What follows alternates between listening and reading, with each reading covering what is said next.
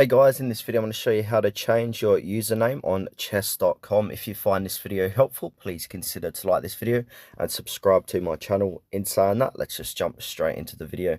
Alright, so if you've been trying to change your name inside of the chess.com app, so if we go to home and then from here click on our user profile, on the top left hand corner you can see my name here. If I go ahead and click edit and click into my username, it doesn't allow me to. So what we need to do is open up a web browser and then head on over to chess.com and log into the website here. So log in using your email. So I'm going to log in with my Google account.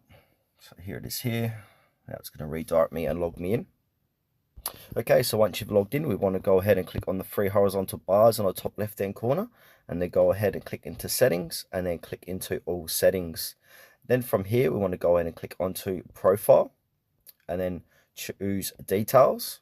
Then under details, you can see your username. Go ahead and click on change and then just put in your new username. And also you got to put in your password, but take note, usernames can only be changed once every 90 days.